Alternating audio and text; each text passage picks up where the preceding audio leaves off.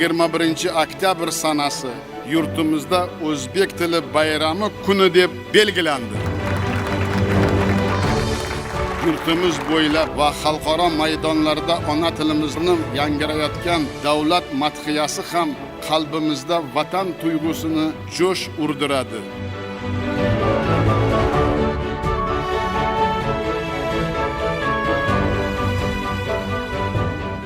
Hurmatli rais janoblari, hurmatli bosh kotib janoblari, delegatsiya rahbarlari, xonimlar va janoblar.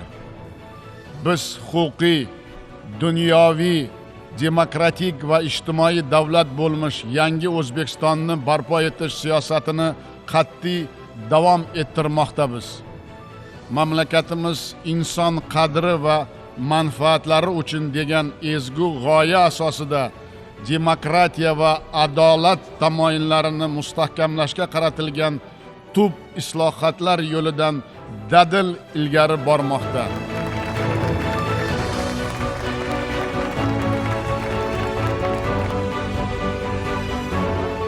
Hurmatli delegatsiya rahbarlari, tashkilotimiz a'zolarini mushtarak tarix va muqaddas islom dinimiz, boy madaniyat va o'xshash qadriyatlar chambarchas bog'lab turadi.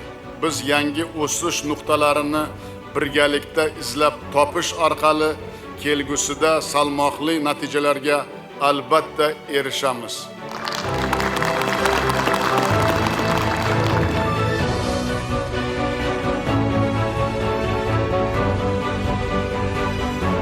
Hurmatli delegatsiya rahbarlari, xonimlar va janoblar.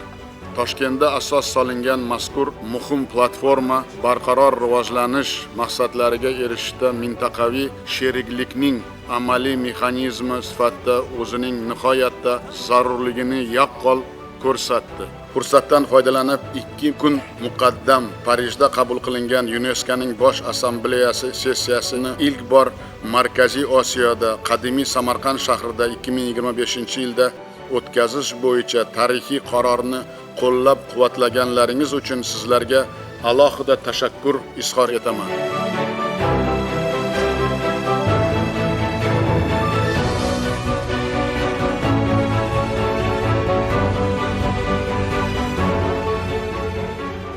Hurmatli anjuman qatnashchilari, yashil iqtisodiyotga o'tish va uglerod neytralligiga erishish yangi O'zbekistonning ustuvor strategik vazifasidir.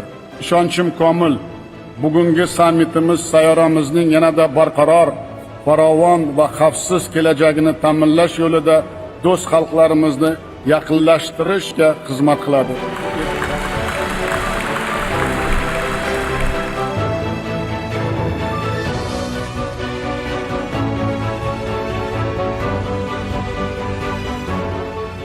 Aziz do'stlar, Turkman xalqining benazir farzandi, durdona asarlari bilan insoniyat tafakkurini boyitgan Maftumquli Firog'iy ijodi nafaqat Sharq, balki jahon adabiyotida alohida o'ringa egadir. Maftumquli o'zbek xalqi uchun ham g'oyat ardoqli va suyukli simo ekani bilan biz xalqli ravishda faxrlanamiz. Ayni vaqtda u buyuk o'zbek shoiri Alisher Navoiy ijodini yuksak qadrlagani ham mushtarak tariximiz sahifalari orqali yaxshi ma'lum. Xalqlarimiz tinch totuv, azaliy do'stligimiz boqiy bo'lsin.